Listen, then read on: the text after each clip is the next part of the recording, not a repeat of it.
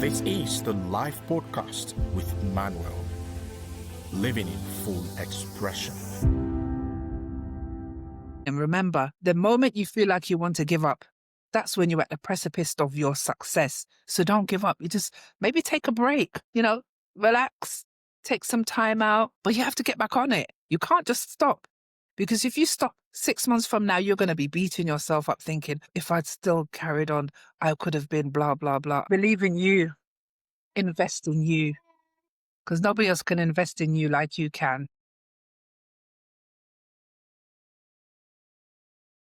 So welcome to the live podcast with me, Emmanuel. And on this show today, I have a special guest who is someone who has gone through a journey in life that has shaped her life. This person is Amma. Amma is a London-based entrepreneur and a founder of Elite Woman Official, a platform helping women heal, set boundaries, and design harmonious, prosperous life. Amma today is going to be sharing with us her story, what shaped her life, and how she was able to navigate these stories and had become someone who is standing for others. And I'm so happy to welcome Amma on the show today. Amma, it's good to have you. Oh, thank you so much. It's great to be here. Yeah. Thank you for having me. I'm excited. Beautiful. So, Amma, you just want to tell us a little bit about you. I just gave a little of who you are and what you are doing. So can you just give us a background of who Amma X is and what shaped your life? Okay. Well, I'm, as you said, an entrepreneur. I'm all about women empowerment. I've raised 5 children, my youngest being 15, by myself. I'm divorced and I live in London and I've got 2 fur babies. I also run a luxury cat channel where I talk about all things cats because that's one of my passions. And I've got a degree in psychology and criminology and social justice that I completed in 2017. And my background, I've come from struggle, like many young women, especially from the Caribbean/African background. I was adopted and I was then abandoned. I grew up in Jamaica, partly my formative years, and then came back to the UK, went to school, study here, got married, had my children, and left, went to Spain. I was abandoned by my husband in Spain with my children, who were pretty young at the time, and sold every single piece of furniture we had at the time to get a one-way ticket back to the UK. And yeah, that's been my struggle so far. And I've just been working on myself, healing myself because of the trauma from my childhood, from my broken relationships, and realizing that because of the way my childhood was, it's the reason why I fell into all these negative, toxic relationships, and which ended in a really poor, really a very abusive marriage. But the best thing to come from that were my children. Amma, your intro background is really touching. Would you want to take us back to where it started from? You talked about your childhood. How did it all start that you got to this point in your life?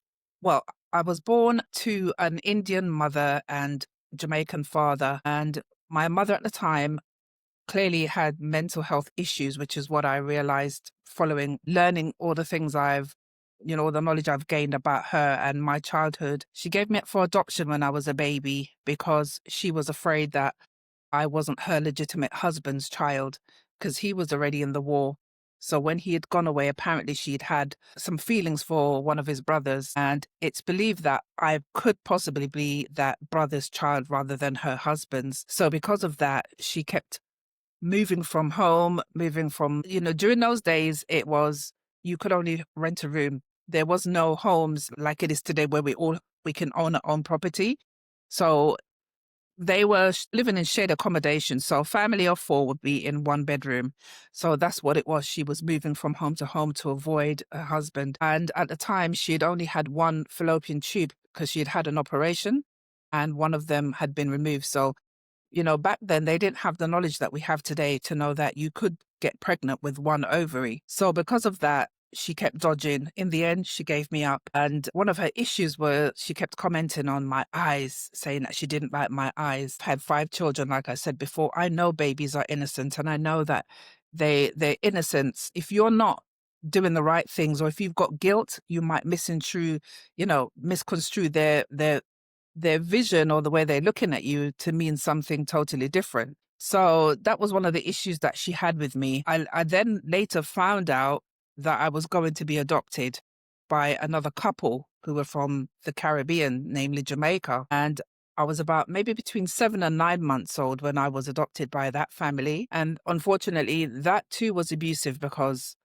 my adopted mother's husband was very abusive towards her. And then in turn, he was also abusive to me and my two brothers. All three of us were adopted. So from England to Jamaica, my mum, she is obviously from Jamaica. So she's from Jamaica, and she decided that she wanted to move back because she had family there and property out there and to set up her life because I think she thought it was better than being here. And she wanted to give us some experiences. So I was about 5 years old when we moved to Jamaica.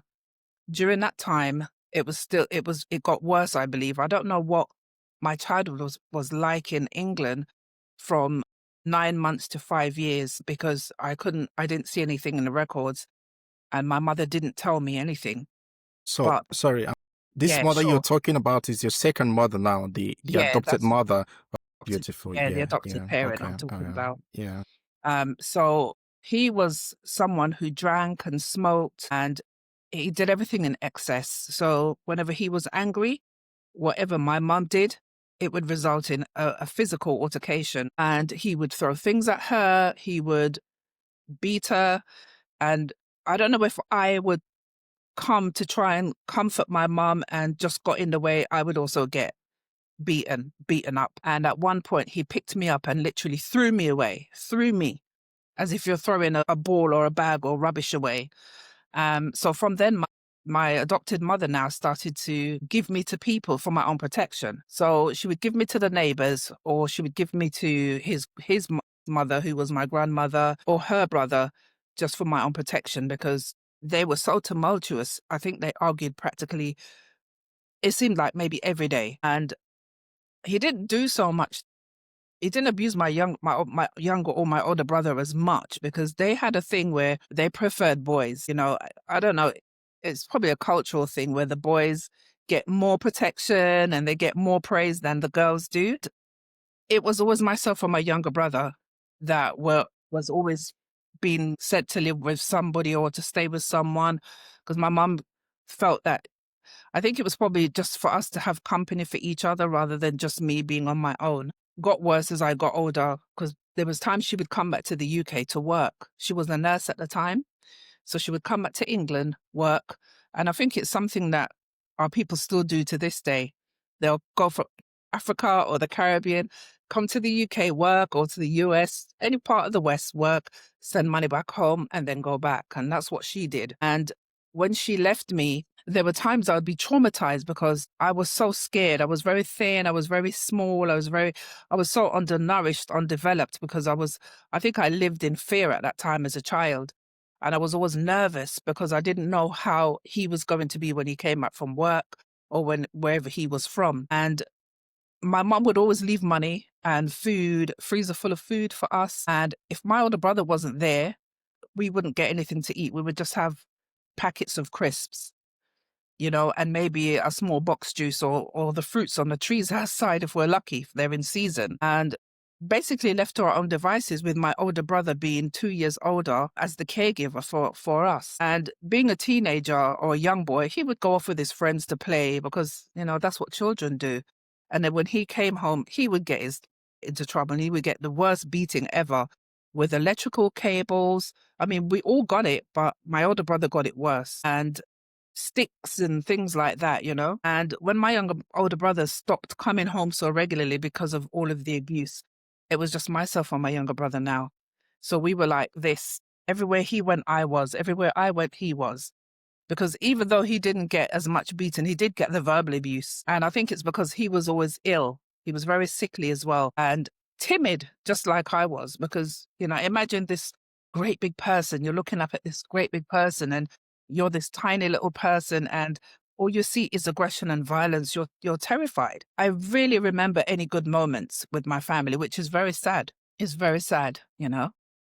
And with that came sexual abuse because my mom was not there to protect me. And he would try to make me do things. But, I just know I had an angel protecting me that I would have the courage to say no and say, I'm going to tell mommy, I'm going to tell mommy.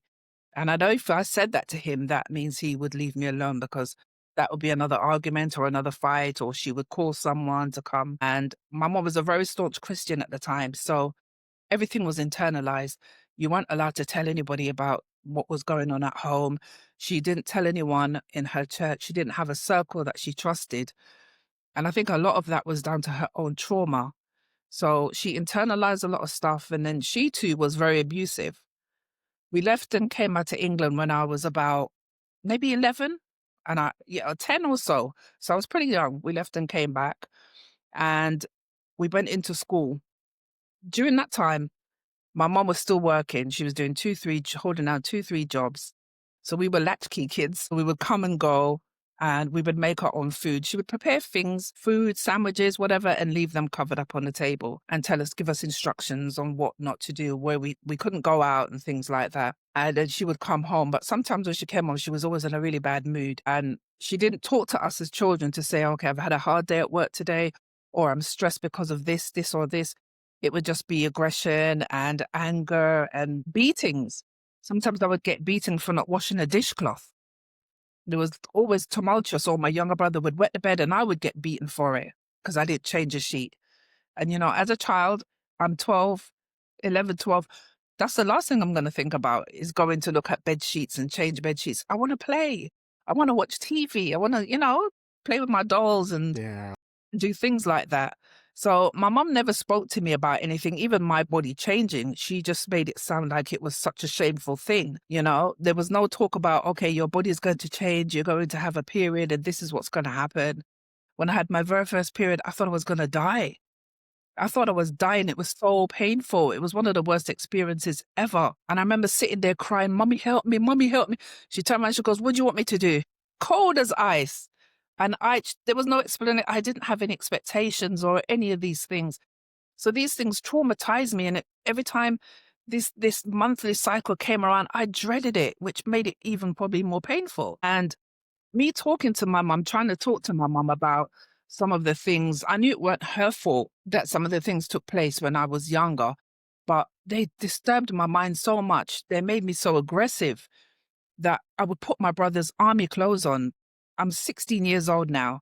And she's saying to me, you got to go to secretarial school or you've got to go to nursing school. And seeing what she's gone through as a nurse, I was already traumatized by the blood and some of the things that she would be telling her friends about or her church sisters about that she experienced. And I was, no way, that's not for me. And I said to my mum, I want to do acting. I want to sing. I want to dance with Michael Jackson. That's what I told my mum. And she obviously did not approve of that. She turned around and said to me that acting and going into performing arts was for the devil. You're going to be a devil worshiper or you're going to be a prostitute. Because that's the mindset of a lot of the people caught up in religion. They think you're going to sell your... I mean, today, it's probably more relevant than it would have been when I was 16 because it's so bad now. But she never sat down and spoke to me about anything or said, well, you know what? This is what is going to happen to you, or this is where I want you to go because this is the vision I have for you. My mum's only vision for me that I can remember was getting married. It was that was the ultimate goal. Get married and go and have children. And there were times I just felt like she just wanted to palm me off because she was just picking any and anybody and just because they were in the church. Whether I liked them or not, it didn't matter. Even when I got married, I went to my mom and I was telling her about my husband. My husband's Cameroonian, or he was Cameroonian. And I remember telling my mom about him and she wanted to meet him. She goes, let me meet him. So I brought him to the house. They told me to go upstairs so them two can talk. And I thought, okay, fine. Well, she liked him because he had manners and he was respectful and all of this thing. So she was happy for me to go ahead and get married. But whenever I had a problem in the marriage, because I wasn't taught anything, I didn't know how to behave. I didn't know what to expect. I didn't know what I could say or couldn't say. I just spoke my mind. Whenever I didn't agree with something, I just spoke my mind and it would blow up into an argument. And my mom would always stick up for my husband, like, I know your mouth, you're very mouthy, blah, blah, blah. You don't listen. But at the end of the day, you didn't teach me anything. So everything I've learned, I've had to learn by a trial. We argued consistently. Our marriage was very, very toxic. Very, very toxic. We were not compatible at all.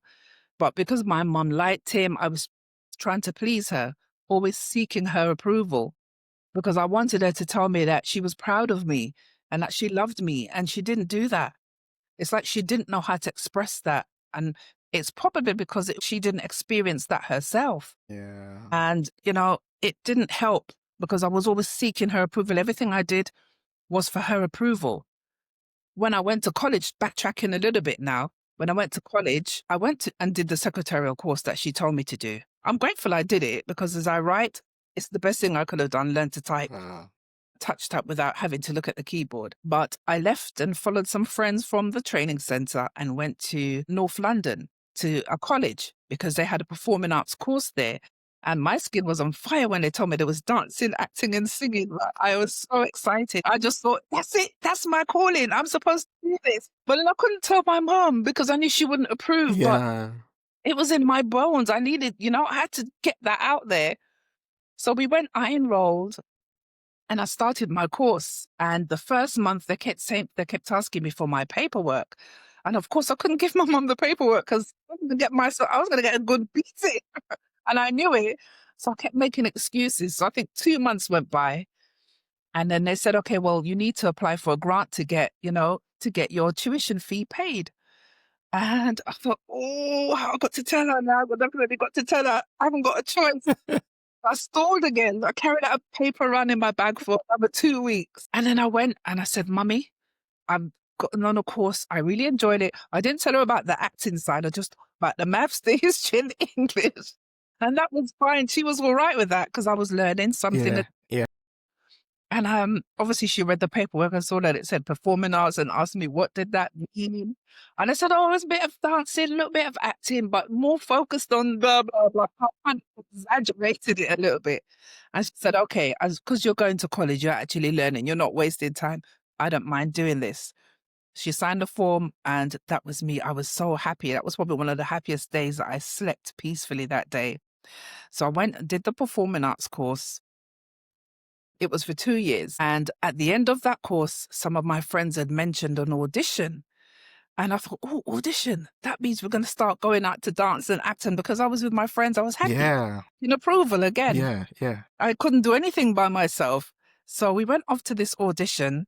I didn't know anything about it. I was just following them because they talked about it and I wanted to be a part of the group, And I found out it was Black Heroes in the Hall of Fame. I was excited because I just started building my little ebony collection and my Write On magazine collection. Wow. And those were the magazines that kind of helped shaped me in a way with my history, loving myself, appreciating myself and seeing other beautiful Black people because we never saw them on TV.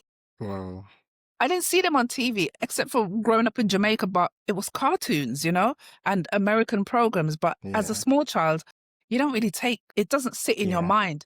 So reading Write On magazine and then getting my subscription for Ebony every month, I would go, I think it was weekly at the time. I would save my little pocket money up to go and buy my magazines. And I was in heaven. I'd be in my room, put my little cassette on, and I'm reading my Ebony magazine. So I'm starting to learn a little bit more about Black history, Black inventors. So when they said Black Heroes in the Hall of Fame, and then they told us what it was about, I was excited. I needed to be a part of it. But the problem was, how was I going to do it? I was trembling inside. I was shaking because now I had to perform in front of, it must have been at least 200 people there. It was a lot of folks. And I just thought, I really need to be, and I'm shaking and I'm sweating because I really want it, but I'm so terrified. I'm literally terrified because now I've either got to sing, dance, or act in front of these people, which I've done for almost a year and a half now. How was I going to do it on my own? All of my friends managed to get in. Some were dancers, some were singers. And then when it came down, I was just standing there behind the pole and I was shaking. And I remember saying, I've got to go and speak to this director because he'd given out as many parts that he had come prepared for that day. Yeah. So I went up to him and I was really shy and I introduced myself. And I said, I really would love to be a part of this production. Let me know what I can do. I said, I can dance, I can sing, I can rap, I can write lyrics, I write horror stories, because I was doing that as part of my Yeah. channeling Yeah. with my energy and my trauma and my own heartache. That's what I was doing. So he said, okay, no worry. Come back on Sunday. I'll have a part for you. So this was the Friday. So I go home now. When I go home, Saturday come now, I'm starting to think about this thing. Mm-hmm. Okay, what am I going to do? So I start making up some small routines in the kitchen and I'm dancing and nothing is good in my eyes because I'm just thinking, oh, it sounds rubbish or blah, blah, blah. My confidence level wasn't Yeah. there. But the drive to be involved in this historic production was pushing me and I was willing to just whatever, do all three things, sing, dance and act, all right, on the same day. So I went back, and when I'm telling you the stars align, I'm not kidding. The universe knew where I was supposed to be. I didn't need to do any of those things. He created a part for me, the part of Sojourner Truth, and she was part of the Underground Railroad. You know about the Underground Railroad? Yeah. Yeah. She helped free some of the people that was enslaved. So I got her part, and it was a non-verbal part. But obviously, I had some acting skills. Yeah. And was a big thing growing up. My mum loved mime, Laurel and Hardy, and we watched that a lot. So I kind of had some skills when it comes to miming and things. And because I didn't have to sing, dance, and act, Yeah. what was I going to lose? So Wow. I got into that, and I think I'm in this production for 2 or 3 months at the time, and I still couldn't tell my mum. And they were talking about contracts and equity card and this and this. And I'm thinking, yeah, I want to build my equity card. This is one of the motivations for being in this production as well as learning. So I didn't tell my mum again. She found out in the end because I was coming home late due to rehearsals Yeah. and I would get beaten. Like, why are you coming in this house at this time and you're only 16, 17 years, you're 17 years old. What are you doing? Eventually, I told my younger brother, because we were very close. Yeah. I told him every single thing. Whatever I was doing, I told him. And he ended up telling my mum. So, of course, me being terrified of my mum, too scared to lie, I told her the truth. So I said, I'm having a matinee. I want you to come. So I got them the tickets and she came and she gave me my first boost of confidence because she said, Wow. I didn't know you was taking this thing seriously. Wow. I didn't know you were acting. I didn't know you could do this. And she said, I'm really happy to see that you're doing something that you like. Wow. And that was my mum. If anyone, you couldn't pay me to tell me she would have said that. I wouldn't have believed it, you know? The only downside now, I wasn't getting paid, but I didn't care. I didn't care. It wasn't about the money for me. It was the passion of being involved in something so historical that the money didn't even equate to me. I loved it. I loved the group of people. I loved listening to the elders. I loved learning from them. I loved it. I was just like a child in a toy in a candy store, you know? But the thing with my childhood and coming to that, I started to learn more about myself when Oprah Winfrey's show came on. I would watch that religiously. I'd come home from school. My favorite thing was the Cosby Show. What was the other ones? I can't remember it at the moment, but there was a few Black American programs apart from Fame Yeah. that would come on around that time, and I lived for them. So those things started to help me feel a little bit better about myself, but it didn't do anything to the psychological trauma that I had experienced from my childhood and was still experiencing with my mum. So there was no conversation. It was always a dictatorship. Oh, you have to go to church every day. We went to church 3 days a week, Sunday, Wednesdays, Fridays.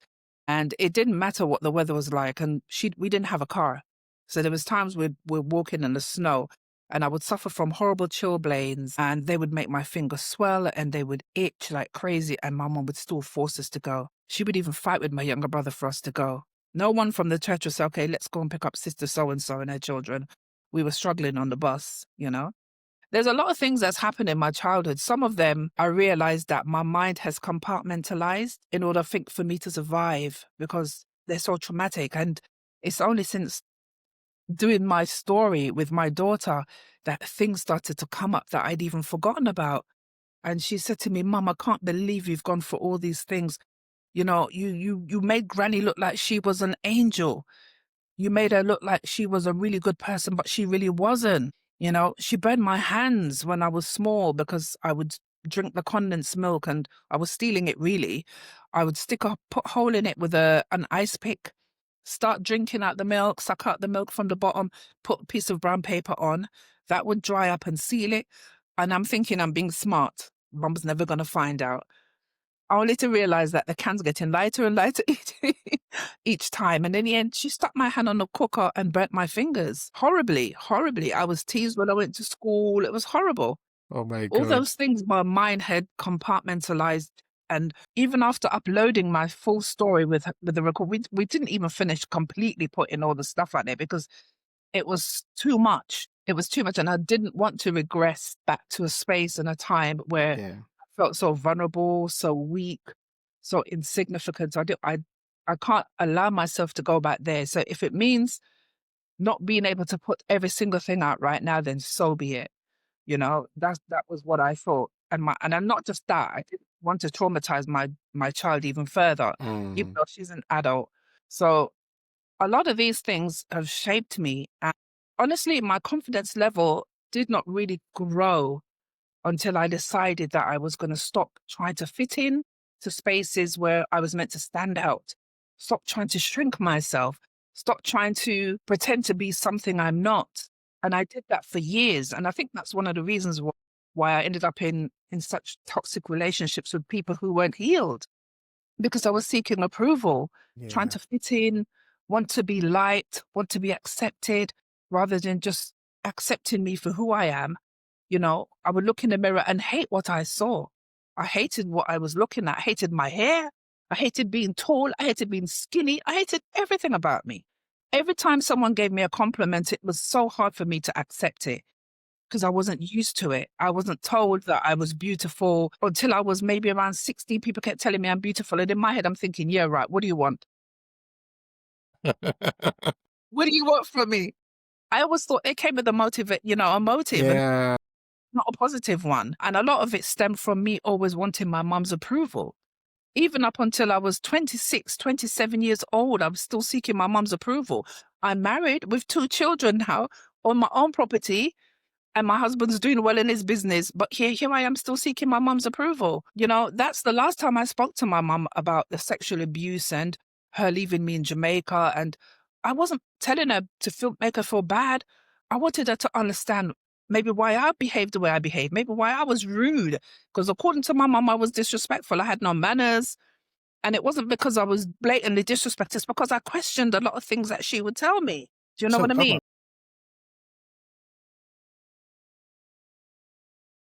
these stories you've heard, Hmm. well, how were you able to navigate this? Because this is so much for, I'm still trying to wrap my head around all you're saying. Yeah. But looking at your journey as a child, how were you able to gain your confidence back? How were you able to navigate this abusive relationship, going into marriage, being abandoned, all this? What Hmm. did you do differently that helped you? I think leaving the marriage is where I started to change because, like I said, my husband was toxic. He destroyed my confidence. He told me nobody was going to want me with 4 children, told me about how you've got stretch marks, no one's going to like you, no one's going to want you, and all this negative stuff. And when I left and came back, I decided that no matter what, I've got to show these people that all the negative things they said about me, I was going to disprove them. That was my ultimate goal. I didn't think about my children. I didn't think about anything. I just knew that I had a point to prove. So I left him when I was 8 months pregnant with my youngest child at the time and came back to England. And I stayed in a hotel at Gatwick Airport with my children. We'd just come back from Cameroon with just the clothes on our backs. I really didn't want to go back to my mum's house, but I didn't have a choice because we'd sold our home, moved to Spain. From Spain, Senegal ended up in Cameroon because his businesses failed because of the way he handled things. And I felt he was putting us in danger because of the people he was connecting with. And he owed a Russian family a lot of money. And I just, knowing the little history I knew about Russians, those are not the people to mess with. And I've seen enough gangster movies to know that when the man is in trouble, it's not him they come for directly. Yeah, They'll come for the children yeah, and those clothes because that's how they pull you out. yeah. And I said to him, I'm leaving because if any of my children end up dead, I'm going to come for you and I'm going to haunt you for the rest of your life. And I didn't want that. I just thought, I've got to do something to protect my children. So we left and came back to the UK. And I stayed in the hotel because I thought, oh God, I've got to go to mum's house. And knowing how she was always on my husband's side, even when he was wrong and she knew he did things wrong, she would still blame me. So I was always the one that's to blame for how he behaved and all that business. So I stayed in a hotel for 2 days, and my son at the time, he was 14. He said, Mummy, you have to go to Granny. Granny's not well. You have to go. We cannot stay here in a hotel and the baby's coming soon. And I said to him, do we really have to go? Can we not pretend to just be homeless? And I was serious, I was really serious. That's how much I dreaded going back to stay at my mum's house. And he said, no, my son was so smart. I love him so much. So, so smart. Even to this day, he would tell me, Mum, blah, blah, blah, blah, blah. Get yourself together, And we left, came back to my mum's. She didn't really speak to me. She didn't really say much. I didn't actually tell her all the stuff that we had gone through when we were in Senegal. I was telling my younger brother, and I said, if anything happens to me, you know whose fault it will be, who's the cause.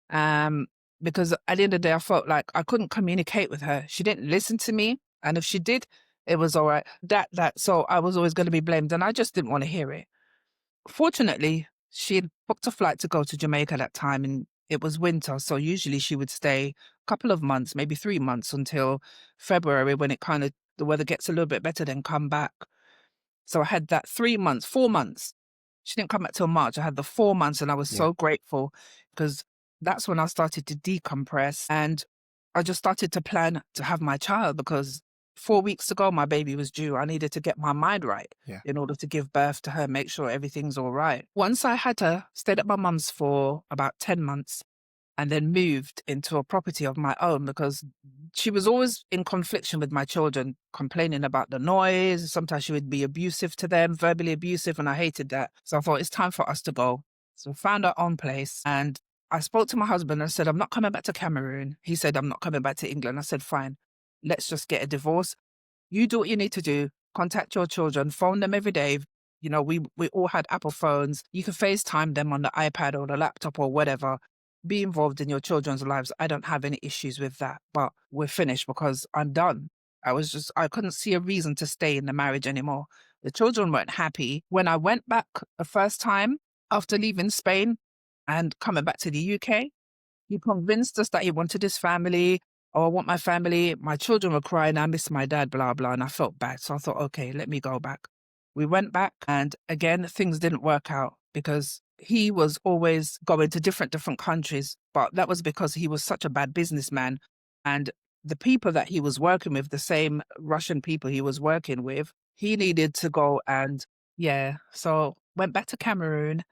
Stayed there for maybe about 9 months or so. But my husband kept traveling back and forth because of the business dealings that he was involved with the Russian people. So we hardly saw him. Things weren't working out great because of the way he conducted business, lack of knowledge, not asking for help, not knowing what to do. He ended up owing 1.5 million to the Russian family. So I got a bit nervous and said, instead of them coming for us, we're leaving, and came back to the UK. And that was it for me. Once I came back, I knew there was no going back. Mm. But obviously, I still tried to see if things could work. But because of the way his mindset was and the way things were, I couldn't see how it was going to work. It stopped making sense to me. So I said to him, I think it's best if we get a divorce, and, you just be involved with the children. We'll plan for them as usual and just keep going the way we're going. The only difference being you're going to live where you want to live and I'm going to be staying here. And that was the end of that. So he didn't want that. He came over, went to my mum's as usual, and cried, saying, oh, he wants his family and he can't understand why I don't want to work it out, why I can't give him another chance, why I can't see that he's working hard for the family. And I would always say, but how can you be working hard for a family that you barely see? Or whenever you are around them, all you do is criticize or, hit your children because you don't like the way they do things or they're not doing it quick enough for you. There wasn't anything good. So really, what are we saving, And he would send my tried to get my mum to come down and convince me to give him another chance and all this business. And I said, no, I'm not interested. This time I'd started building my self-confidence back. I started by looking at all the things I'd accomplished, because before I didn't value any of the things. I didn't value being in Black Heroes. I didn't value, you know, taking care of, just focusing on taking care of my children, making sure they had everything they need. It was like breathing air. You just do it. So, and I'd gotten them into a really great routine. I was happy with them. They were happy. They didn't feel scared. They weren't nervous. I was working on their own self-esteem because they were scared of him, especially my youngest son. They used to call him my handbag because I couldn't leave him. Everywhere I went, he was with me. That was the only way I knew how to protect them, was just have them with me everywhere I went. The only time I got separated from my children was when we were in Cameroon, and we were there for 2 months. And he had put them in boarding school as soon as we landed. I had maybe a week at the most, I would say, with them, and they were gone into boarding school. And these are children that were with me 24/7. I don't go anywhere without my children. And it's funny, even to this day, we're still like that. If I have to go somewhere, I'm going with them, or one of them, or two of them. So that was really heart-wrenching, because I was pregnant and I was now living in my sister-in-law's house with her husband, and he was gone. So I was there by myself, just me and my little dog, Lily. And I cried for 2 months. I cried every single day because I missed my children so much. And my middle daughter had really bad eczema, so she would have breakouts. And whenever she did, they would be infected. So every minute she was going to the hospital, and all they were giving her was drip. And it got to the point where I was just so scared that I might lose my child. Then my oldest son had typhoid and diarrhea. He was, pooing blood, and we didn't know what the cause was. Then the younger one started. So it's just like, no, this is a classic sign that we need to, get them children out of here. Let me go back to England and go and heal my children. And I begged my sister-in-law when I got to 8 months, because that was the cutoff period to fly. And I begged her, please, just get me a one-way ticket. I can't have my baby here. I need to go back to England. And she felt bad because she saw what was happening with the children. Yeah. And she said, you're right, it's best for you to go back. When I booked the tickets and we were ready to go, my husband then decided that he was going to get the rest of his friends and family to come and convince me to stay, that I was making a big mistake, that going back to England, my sons was going to be either gangsters or drug dealers, and my daughters was going to be prostitutes. And I'd say to him, why? Why should that be my destiny? Why must that be the only thing that you can think of? Why is it always negative stuff for you? Always the extreme end. That was his outlook. Always on the negative. Scare tactics. I know that to be manipulation Yeah. now. So obviously we bought the ticket. So I didn't care what he had to say. I was going. And the following week we left. That's what I was saying to you. We left with just the clothes on our backs because everything was in storage and all we had was summer clothes. When we arrived in Switzerland, what did we have on? It was snowing, and all my son had on was little shorts, his trainers, and a little t-shirt. I felt so bad. And I just had on a jumper, and the only thing I had that saved me was my Ugg boots, you know? But I didn't care because we were coming back home, and I just know once I got back here, I'd be able to make things right. I'll be able to help sort things out, And like I said, when my mum went to Jamaica, that was my time to just really prepare for the birth of this baby coming and to start. I couldn't even think into the future. My only future was, let me give birth to this child, have a healthy birth, and raise my child and heal. Once I heal, I will start making the next moves. So I stayed at my mum's for 10 months and we moved into a rented property. And it was probably the most liberating I'd felt and free, truly free in years. And I played music from morning till night, Manuel. My music was on 24/7 in the house. These children, they're born in the 80s and 90s, but they know all the old school rare grooves and all the old school soul music because that's all I played. And I healed. That's when my healing journey began. And then I started to listen to positive podcast. E.T. the hip hop preacher was the main one in my house. The main one. When you want it as bad as you can breathe, then you will have it. That was I didn't understand what that meant. I just knew I needed to hear it over and over. So I listened to it every day, morning, noon, and night. That's all I played on my iPad. And then I started to listen to quotes from people like Steve Jobs and Oprah Winfrey. I got this massive big piece of paper and I wrote out all the quotes. And then I duplicated them and had them in my bedroom, on the bedroom wall, in the bathroom, in the hallway. Everywhere you went, there was a poster with quotes on it. And you didn't have a choice but to read it. And I would get my children to read it and to say over and over and over and over again, because I was building their self-esteem too. I wanted to build them. I really was trying to help them to erase all the things they had endured in their young years. I don't want my children to be traumatized.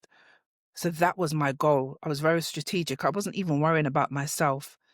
But I realized that in order for me to help heal them, I had to heal me first, because they come home, they see their mum's face upset or in a mood, and they probably think, oh, what did I do? What didn't I do? Why is mummy angry? Why is mummy upset? Not thinking that it's got nothing to do with them, Yeah. but all the things I'd been through. Do you know what I mean? Because you can't go through trauma and just get over it like that. Yeah. No matter That's true. how free it's like, if you let a wild animal loose, it's going to be nervous. It's going to be looking around, Yeah. because Yeah. even though it's free, it's scared that it could be captured again. Yeah. And I think for me, the trauma was that I was always afraid it could come back. When I sat there and I'm laughing, the subconscious mind would be like, why are you laughing? You know that this is this, all the negative things, all the negative soul talk. And from there, I started to, I'm not sure where I saw it, but I got the notion probably from a podcast or a YouTube, because was it YouTube? No, YouTube wasn't around at the time. It was Facebook or Black Chat. I saw a poster or something that said to write down all your accomplishments, all the things that you've achieved, all the things that you're proud of. And like I said to you previously, I wasn't proud of anything, not even being a mother. And they said even being a mom. And I just thought, oh, okay, so that's something to be proud of. I just thought, okay, you're just a mom and that's it. That's your thing. And, there's no big deal. Nobody rewards us for being mums. So I started writing those things down, and I started to look back on all the things I had accomplished, mostly with my children, all the things I'd gotten them into, the accomplishments they'd achieved. My son, he played tennis for the first time and got a trophy. So did my daughter. They just picked things up just like that. And I was there in the car writing, this is when I was in Spain. I would sit in the car and while they're playing football or doing whatever they're doing, and I'm writing stories or I'm writing scripts or I'm trying to learn something. And it started with that. And then I started to go back to my childhood and my school years.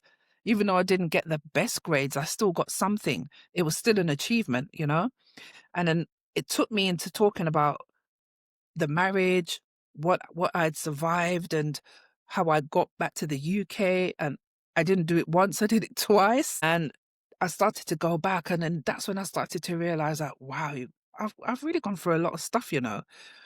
And to still have my head on my shoulders and show up for my children, I was just like, whoa. But, that whole, my friends used to say to me, "Oh, you're so brave. How are you going to pick up yourself and go to a foreign country with 3 children?" Because that's all I had at the time when we left and went to Spain. And in my mind, I'm thinking, brave. It's not brave. I want my children to have a worldview. I want them to have experiences where their mind isn't just kind of in a box where they think only one way. I want them to see the world and have different experiences and experience different cultures. And from there, I realized that I was really doing something that, even though I wasn't conscious of it, that was going to shape my children to be real leaders. And that was my goal. My children, I'm raising children that's going to be productive and beneficial to society, not people that's going to come and, instead of making the world a better place, they add to the trauma, the destruction, and all the things going on. That's what my goal was. And I started to feel a bit better about myself. And then I started to look at all the goals that I still had and all the things I wanted to accomplish. And one of them was doing an audition on Britain's Got Talent or Talent. something along them lines. And my son was 16 and I went with one of his best friends. They're still best friends to this very day. He said, Auntie, I'll come with you. We stood there in that queue for like 8, 9 hours. Honest to goodness. I didn't have that support there. I probably would have said, you know what, I can't, this is too much. I'm gone. And I went ahead and I sang a Patti LaBelle song that I don't think they knew at the time. So obviously I didn't get in, but I didn't care because I did it. Yeah. I did the audition. It wasn't about, okay, I must get in. It's just like, yeah, I want to audition for this and see what happens. So I accomplished that. That was another thing that kind of that's the confidence growing. Yeah. It took me 3 years of consistently doing those things, music 24/7, reading those quotes, listening to E.T. the hip hop preacher. 3 years non-stop. I didn't leave the house, didn't go anywhere. I ordered groceries online. I I would take my daughter out for a walk in her pram when the weather was nice, but most of the times I was just indoors, just working on me, working on me, working on me. I didn't really have that many friends because I didn't have the capacity for anybody. I was too busy trying to put me back together, fix the broken parts of me to be the authentic, strong woman that everybody kept telling me I was. That word also made me realize that it was keeping me trapped in a box. "Oh, you're such a strong woman. Oh, you're strong. Oh, you're gonna be all right." But inside I'm dying. Inside I'm crying. Just because you don't see the physical tears, it doesn't mean that my Mm. heart is hurting. But it was just like I wasn't allowed to show vulnerability. I wasn't allowed to cry. I wasn't allowed to break down. This was also stemming from my mum because she was that woman. She was cold as ice. She didn't show any emotion. When I gave my mum hugs, my mum's hands would be like this, straight down by her side. That's how my mum was. And I wasn't going to be that person. I had to be the difference because I had children. I gave my children hugs and kisses every chance I got. I filmed them, I took photos. She would always say, "Why don't you leave the children alone? Why are you always taking pictures of them?" I said, I'm documenting reality, mum. Before I even knew that word, that's what I would say to my mum. I'm documenting the future because I wanted to make sure when I look back, every single moment or every month, because that's when I would take photos of them when they're every single month. I wanted to remember how I felt when I took those pictures, you know? So, and Yeah. that's what I did. Even to this day, when I look back at certain pictures, I'm transported back to that thing. And it was good. It wasn't negative stuff. I didn't want, not saying that I was kind of throwing the negative stuff away. They just weren't going to be the central focal in my Yeah. life. I wanted positivity. I wanted happy moments. I wanted things that made me feel good inside. And that's what I started to do. From there, I continued writing, but I decided I'm gonna start writing books now. I started them in Spain when I was in a village. I wrote one book. That one got published, but I wasn't happy with how the publishing company had chopped up my storyline. I wanted it to remain as authentic as I'd written it, the visions that I had. Yeah. I had 3 storylines that came to me all through my dreams, and I wrote them down, and I did the outline, and 3 of them I decided, "Okay, it's time for me to start working these," so that's what I did. After that publishing that book came out, and I said I weren't happy, I didn't promote it because I just wasn't happy. I felt like they took away intrinsic parts of the stories that was important to me. And I was tied into this 5-year contract. And I thought, okay, when I get back to England now, this is just before I left Spain and sold every single piece of furniture that we had. I said, I'm going to work that book again when I'm out of contract and I'm going to republish it myself. So that's what I did. And now I'm reworking it again because I want to bring it up to date 2024/2025, Yeah. but still keep the whole overall authenticity and the overall storyline, but just make it compatible with today. Because in Mm. the older version, it's talking about videos, and we've Mm. moved on from videos a long time ago. Now Yeah. we have MPs that you just download onto your Yeah. phone and Yeah. things. Yeah. Still have the original version. So that was another accomplishment that I took on with pride. And from there, I went to uni. I hadn't been to uni since I left school when I was 18. After I finished my college course, that was for 2 years, 16, 17, 18. And then I went into Black Heroes just after my 18th birthday, and I was there until I was 19. So I was there for about a year. And after that, I got pregnant with my oldest daughter. I had her and then ended up putting Black Heroes aside. Always had the intentions of going back, not realizing that when you're a parent, those things Yeah. no longer become, especially when you haven't really got the support, those things are not going to come to fruition. But I always felt I was going to have the opportunity to go back and especially meet some of the people that I had made good friends with, you know. I always had that, but it didn't come to fruition. And then I got married and had 3 other children. And from there, went to Spain, came back from Spain to Senegal. I came back here for about 2 months just to get a break because the marriage there was too many problems when my husband was still in Spain. And then after Spain, went to Senegal so that we could set up a milk production company. And that's the business that he messed up. That business would have really, had he followed instructions and listened, we would have been doing really well. I probably wouldn't have come back to the UK so soon. So once I saw that that was failing and the people that he owed money to was becoming more serious, I just felt insecurity and I didn't feel safe. Then we ended up coming back to the UK. So after the couple of years of just making sure my children settled in and gone to school, I decided, okay, I'm going to go to uni because that was something that my mum wanted me to do. Here I go, still trying to accomplish something, like one of her dreams. Yeah. At the time, she wanted me to do law, and I wasn't interested in law. My younger brother did law, but I wanted to do something that I was really passionate about. And I really got into criminology and psychology. I watched a lot of the programs on TV, which even further inspired me. So I enrolled, and I hadn't been in any form of study since I was about 18. So going into studies at 45 was crazy. And I didn't even think about it. I just, Well, my confidence level was so strong, I just knew I could do anything. So my age wasn't a factor. The fact that I hadn't been into an institution in over 20 years did not even faze me. But after my first year, that's when it started to realize, I started to realize, oh, maybe I bit off more than I can chew. Because I was struggling. I couldn't understand what they were saying.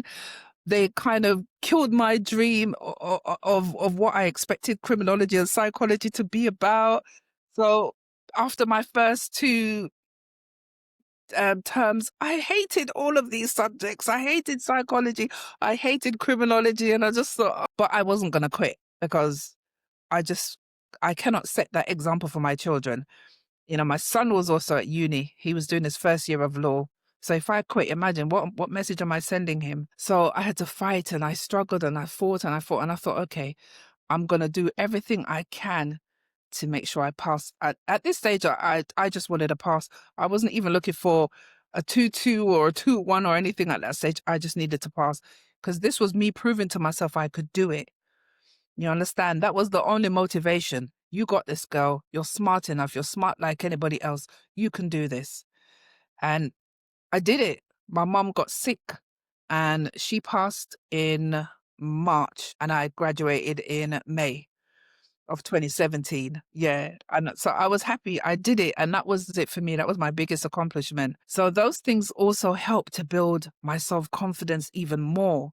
And obviously I read a lot. So reading a lot of self-help books also helped to shape my mind and to undo some of the things that, you know, was taught to me as a young girl. People telling me I wasn't going to amount to anything, that I didn't have talent, that, you know, no one was promoting me or saying, okay, I see your talent. Oh, what about so-and-so? She's really good. What about, you know, she's good at this, she's good at that. There was never any of those except for my younger brother. He was the only one. Come on, you could do this. They used to call me Babs. Come on, Babs, you could do this. That would be my younger brother championing me. He was the only one, my biggest champion, you know. Once I did that and I'd completed my uni course, I thought about going into a longer term course, but I just didn't have it in me. I didn't have it in me. There was other things I wanted to do. Now that I'd done that, what's next? What's the next thing that I want to do? And I knew that I wanted to definitely work with, because I've always been interested in how the mind works. So psychology and criminology, that's always going to be something that I want to be involved in, but more so the psychological aspects of how the human mind work. And that stemmed from me trying to understand my own mind and realizing that, like I was saying to you earlier, and a lot of the trauma I kind of, for some reason, have blocked, not intentionally. I think I've just rewired my brain so much to just focus on the positives that those things just kind of started to drop off as I grew, you know? And my goal was to really just make sure my children had a tunnel vision of success. That was all. I don't want to hear anything about anything negative. If you say you're going to do something, do it. You've got this. My children will tell you, I'm their biggest champion. They can't come and tell me, Mum, I want to do this. And I'll say, you got this. You can do this. And that's how I've always been, because my children have to be better than me. I have to break this generational curse of abuse and, psychological damage that's happening to a lot of young people in our community. My daughters have to know that they are the world.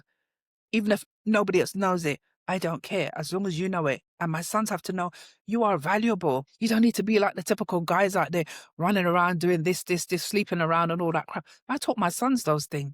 Your body's valuable. Because there's a lot of men that don't teach boys this. They teach their sons to go out there and just sleep with any and anybody. And they're not thinking about the souls and the spirits that they're also taking on, the traumas that they're taking from other people. And I think that's why a lot of men are so messed up, and women, you know. But I think with women, we talk more. We've always been open. We talk about anything because we don't have a taboo. That's why it's easy for me to speak. I could talk to you about any subject, whether you can relate to it or not, because it's part of our human experience. And we're so liberated in being open with communication. Our brothers are still slow behind. They haven't caught up yet, even to this day. A lot of men will not talk about their feelings. Do you know what I mean? And they internalize things. And then out of that comes the traumatic behavior, the Yeah. violence, Yeah. and all those other negative things. Do you know what I mean? But we're human. We're human. There's only so much we can keep and not share before it destroys us. So my goal was always to make sure my sons are not those type of men. I told my sons, you will never be like your dad. That was one thing I told them. Never. So I taught them to cook, clean, wash clothes by hand, and not rely on a washing machine. They know how to load the dishwasher. They know how to use a washing machine.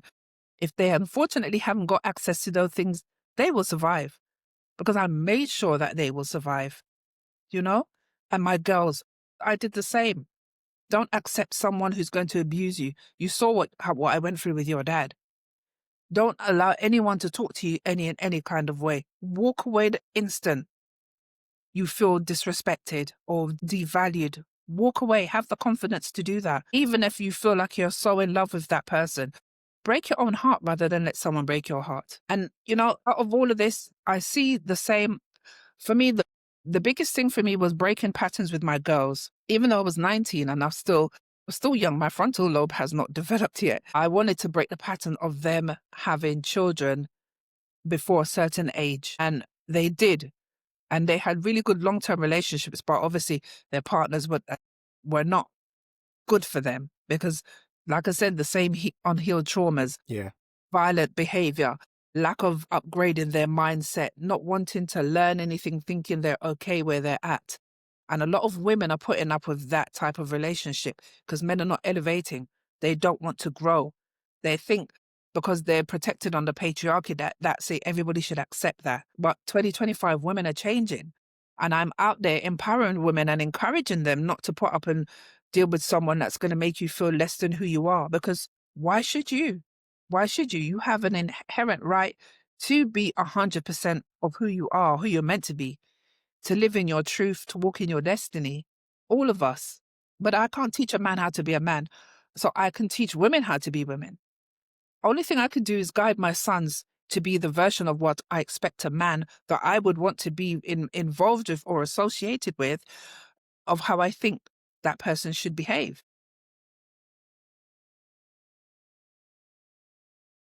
So, Amma, looking back at the experiences you've had, would you say that these people, your mother, your father, your husband, Yeah. would you say that they did this intentionally, or would you say that if they had known better, they would have acted better?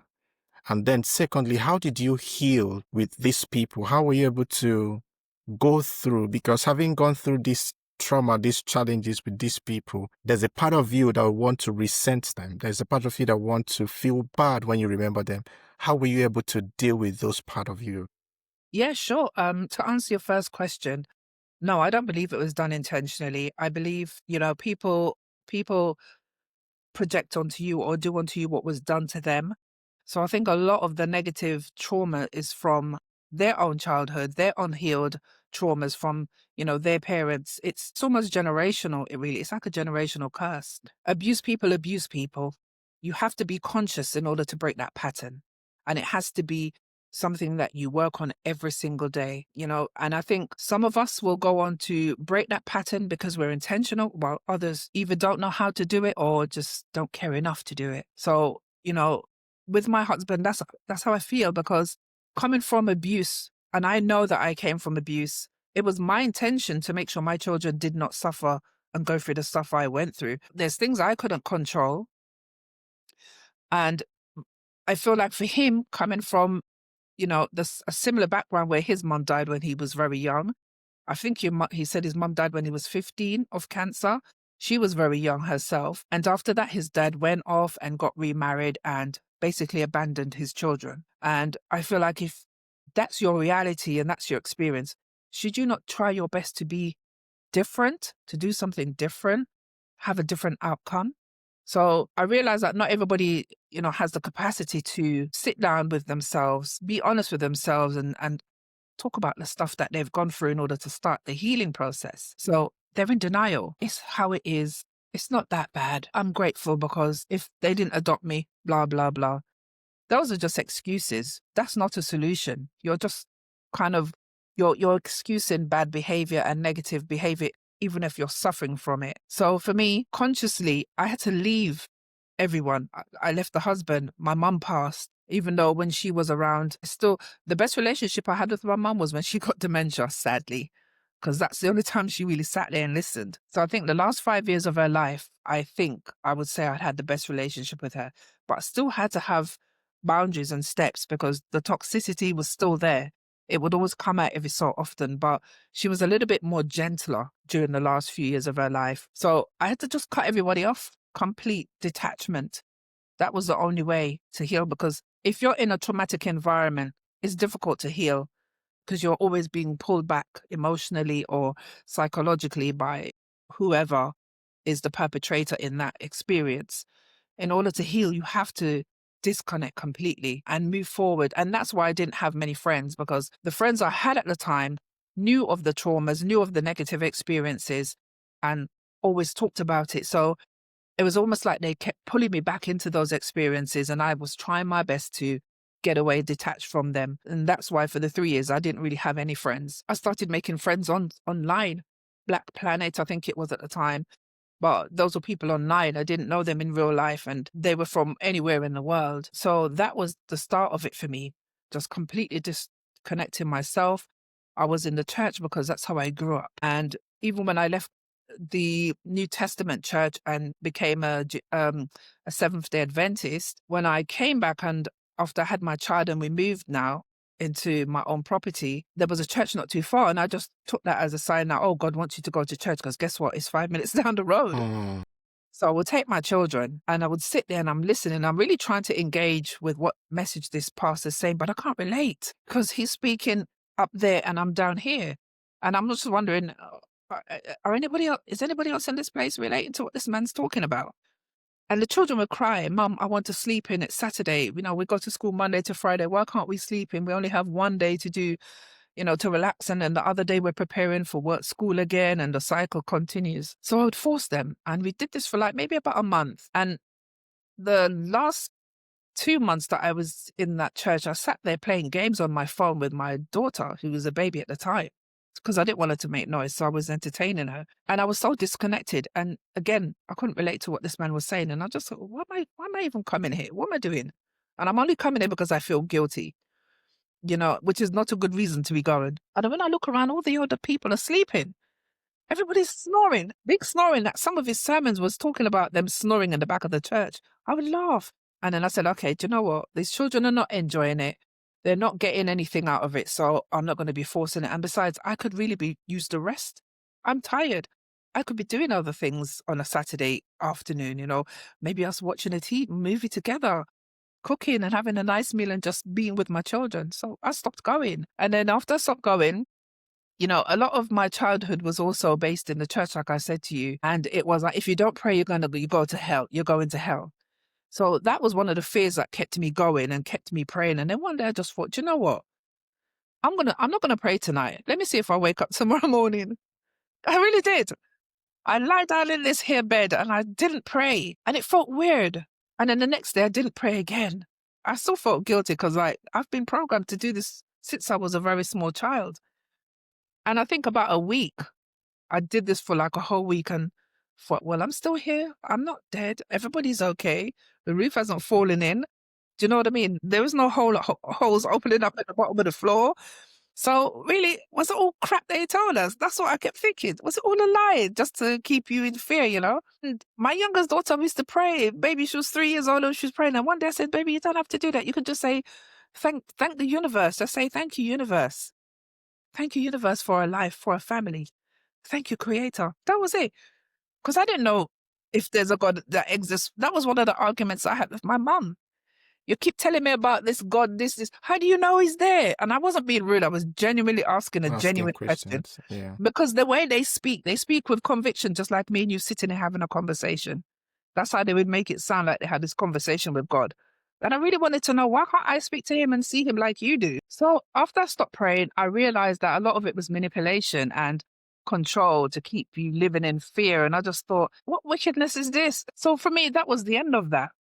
And I started to just change from there. I started having more trust. When I asked the universe of things, they were coming to me. Whereas when I was praying, I wasn't getting an answer. I wasn't getting things. Things were just happening.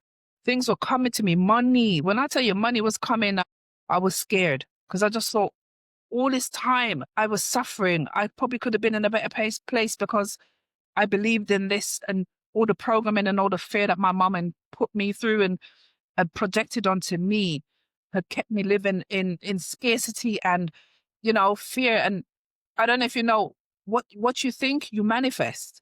If you think your life is going to be trouble, guess what? You're going to bring that energy to you. I started to learn about the law of attraction. I got into the law of attraction and that started to help with some of the programming on doing some of the beliefs, some of the thoughts, and just being in a space where I can get up in the morning and, oh my God, what's going to happen to me today? Instead of that, oh, I'm so grateful. It's such a beautiful day. Look at the morning. What a beautiful day. The plants need the rain. Even if it's raining, I'm still grateful. My life just started to change from that. You have to work on yourself. A lot of it's to do with the programs that we were fed, not just from church, but school and society in general. So much, It takes a lot of work and conscious work to undo that damage. So I work on myself every day. I'm not perfect. I never will be. I'm just a forever student, willing to learn, open to listening and accepting other people's perspectives. Even if I don't agree, I'm willing to listen. That's the mindset I've chosen to integrate and develop myself, into having. Everybody's got their own experiences and Yeah. everybody's come from different walks of life. And I learn from you.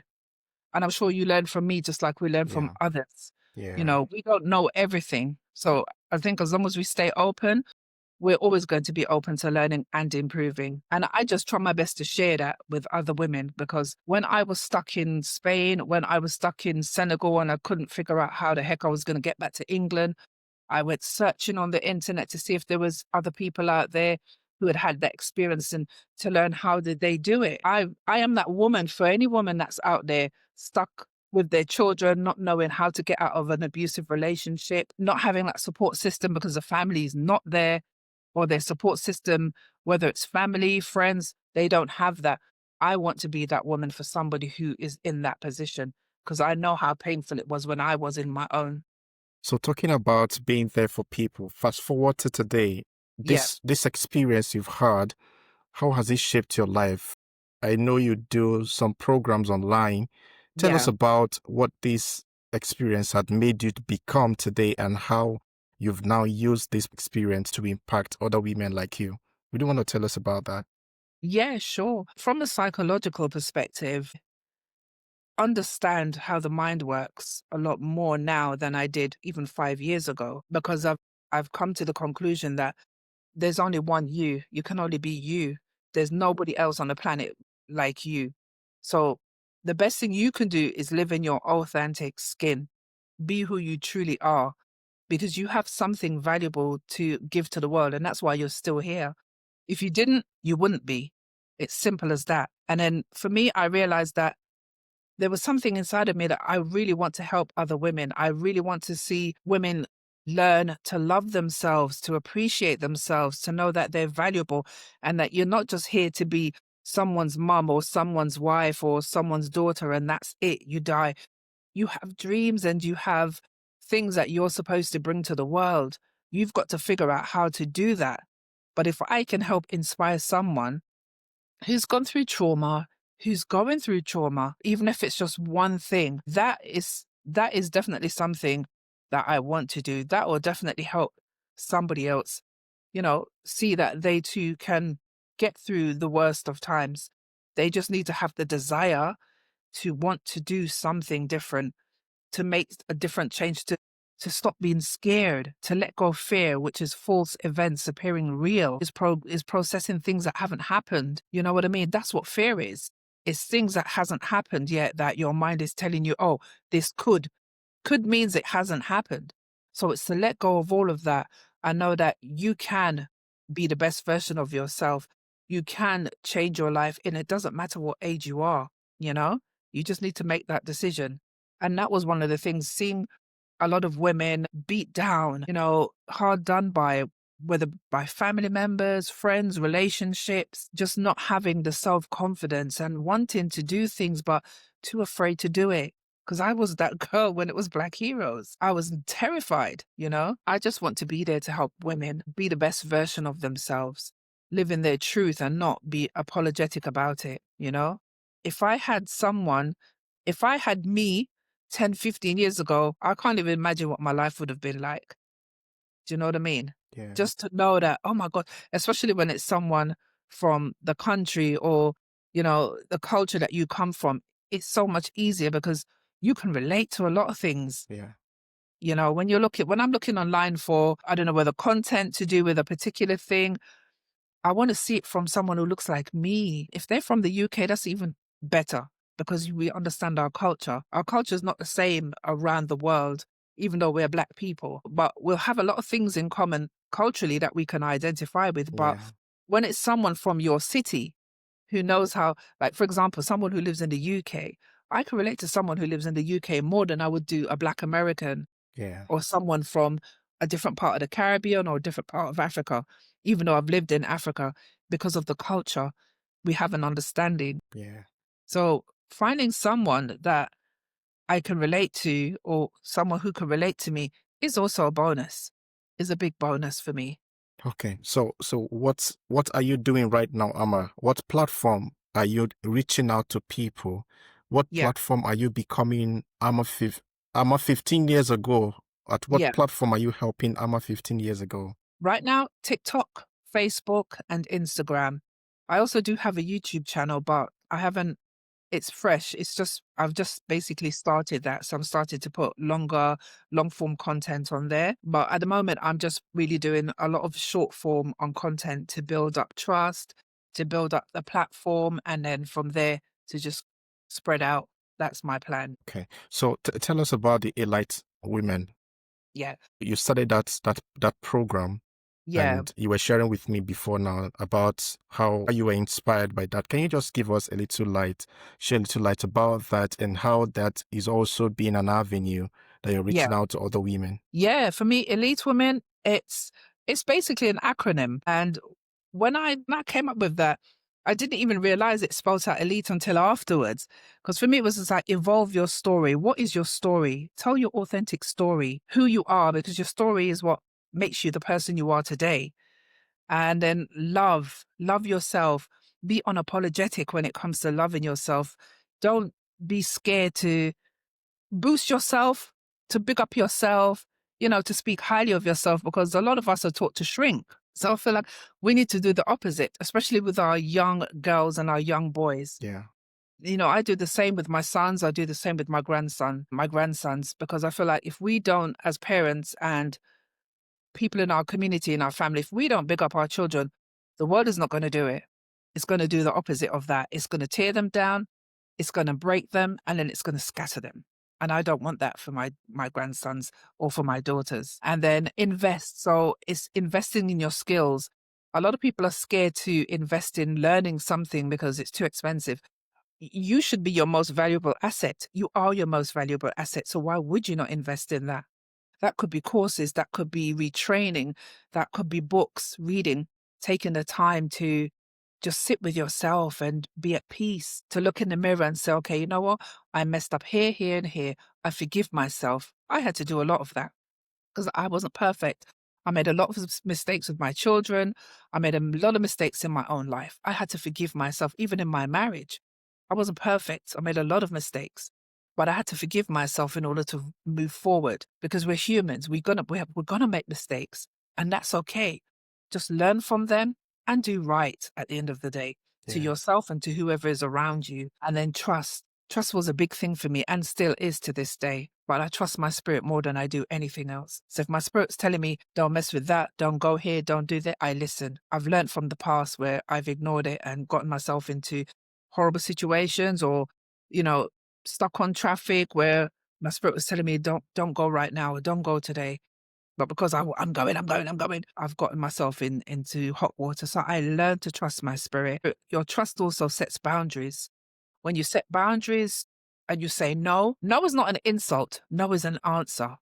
So when someone asks you something and it doesn't sit with you, don't feel obligated to say yes and then go against yourself. That's another thing I did when I was younger and I ended up hurting. And then envision the life that you want for yourself. Do you want to be struggling or do you want a soft life?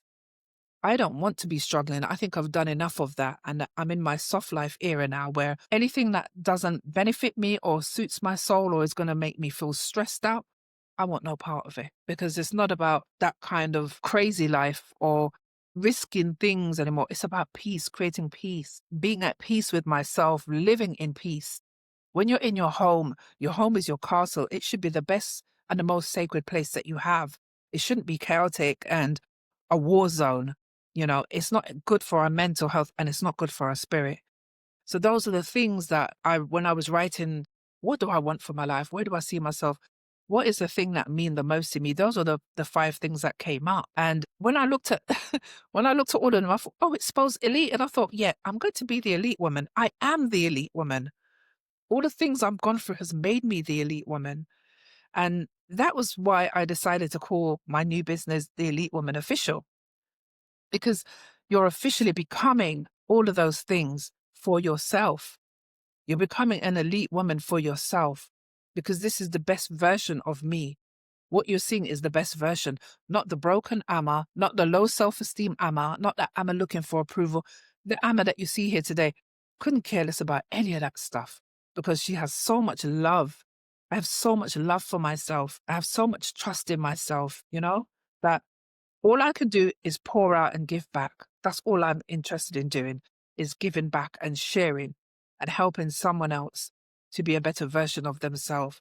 Someone to have the confidence, like I was saying earlier on, to leave a bad situation, having the confidence to go for your dreams, whether it's a singing audition, an acting role, a course, a job, just knowing that you can do all of that, believing in yourself. That's the ultimate for me.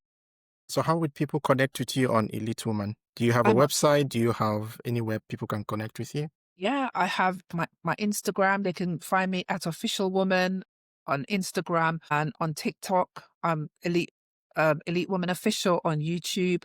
Although I've only got one subscriber at the moment because it's fairly new. I've Yeah. got to start doing some work on Yeah. that. I'm also on Facebook, Elite Woman Official, and I also have a stand store where I have some digital products on there. I've got a coaching program on there, and I've also got some free giveaways, morning affirmation and things like that to help start reprogramming, Yeah. doing deprogramming the Yeah. negativity. I've got more things that I'm working on as well. So yeah, Beautiful. that's where you can find me. Beautiful. You know what I mean? I'm so much happy about you, Amma. Yeah, Is you just told me last few days ago that you're doing another course in cybersecurity, I and am. Yeah, I was like, this woman is ever learning. It's I amazing do. to know that you keep I learning, do. you keep improving on yourself, and I must Yeah, say, you are really an epitome of someone who has been able to go through trauma and is yeah. able to come out strong. Oh, Now, thank just you. in a way of wrapping up, we've Yeah, had a great time today. Looking at what you know today, yeah. looking at all you've experienced, what you know now, what would you be the advice you could give to your younger self, or an advice you can give to, say, Amma at 18, Amma at Yeah. 17?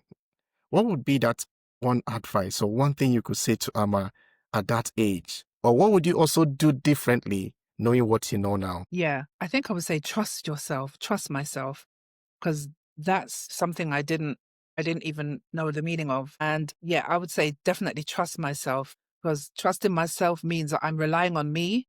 I'm not seeking approval from anybody else. I'm not also putting limitations on myself, and I'm not going to allow anyone else to do that. So that's one of the biggest lessons I would say to myself. And I would do things differently by, I guess, slowing down, listening to my spirit and going with that before making decisions, rather than doing things to please other people or to be liked by other people. Just trusting myself. And because I think with trust comes love automatically. You can't trust yourself if you don't love yourself. Yeah. So I think for me, those two go hand in hand. And had I had that when I was 18, 20, 40, my life would be totally different. But I'm grateful because better late than never, as they Yeah. say. Yeah. Beautiful. So we have this thing to say that we are a sum total of our life experience and Yes. how we interpret events of our lives.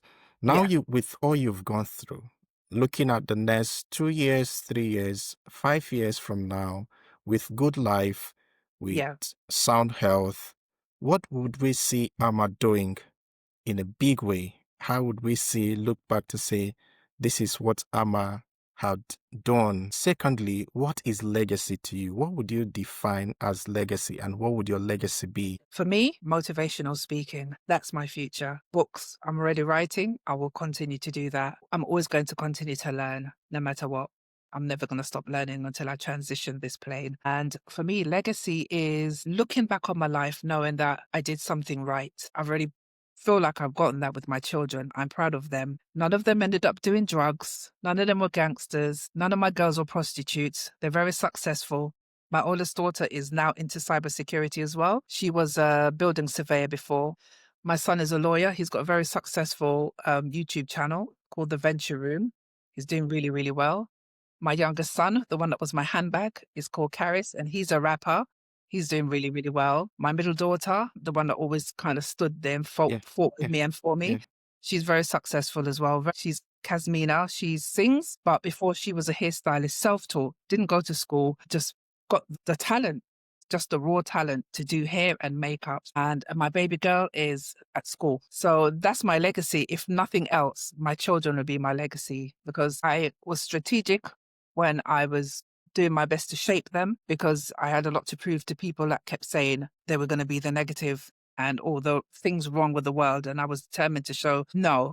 So that's also an inspiration for any parent out there that's doing this job by themselves, to know that you can shape your child's future by what you instill and what you put into them. It's not going to be easy, because it wasn't, but stay focused on the end goal. I always kept seeing them. I kept seeing great things with them, and that's what kept me going. So that's part of my legacy. But for me, it will be knowing that there, even if it's one other woman that's found some use in my story to help propel her so that she can be the best version of herself, that will be my legacy. But for me, philanthropy, that will be my legacy. Wow. Yeah, Wow. So for a woman listening to yeah, you right now, maybe a single mother, someone who has gone through trauma, someone who has gone through abuse of any kind, listening to you right now, and yeah. also have children, what would be your last word to such a person on these two things? Number one, healing. Number two, not transferring that trauma to his children and raising Yeah. children just like you did. What would be your last word to such person, or your word to such person? You are the change. You've got this. You are the difference. Those children came to you for a reason and a season. And it's up to you to make the decision consciously to do things differently. We're about breaking generational curses, including the abuse. You have to show your sons this is not how a man is supposed to treat a woman. And your girls, this is not the kind of man, this is not the behavior you should be accepting from someone. And that means you don't accept that from anybody yourself, because you are the model they want to be watching. So you have to level up your mindset, You have to work up, find a way to get out of the trauma. If you can afford to go counseling, go counseling. If you're not in a position to do that, then you've got to start with the self-help books. You have to start with the podcasts. You have to start with the subliminal beats. So many things are free on YouTube today. So many. It's so much quicker to get, to get over things and to reprogram your mind and to undo damage. But you have to be consistent. You have to put the work in. Binaural beats, 528. You'll find it on YouTube. 30 days. It takes 21 days to reprogram your mind. If you fail at 21 days, start again. Don't give up. Just keep going. There was days when I dropped off my binaural beats.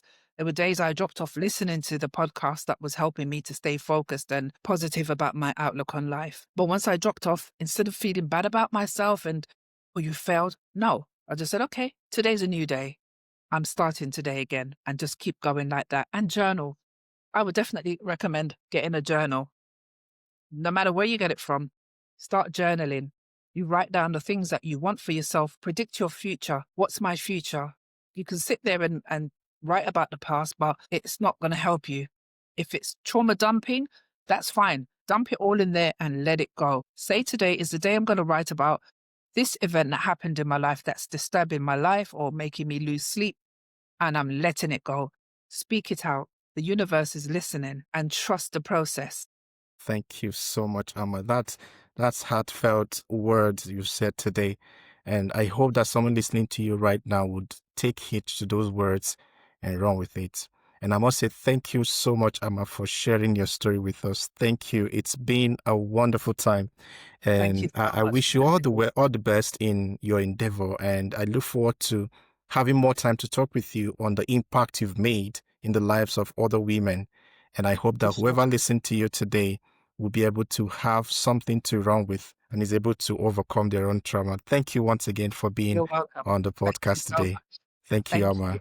All Thank you. right. Yeah, I'll see you. you some other time. Take care. All All right. right. Bye. Bye.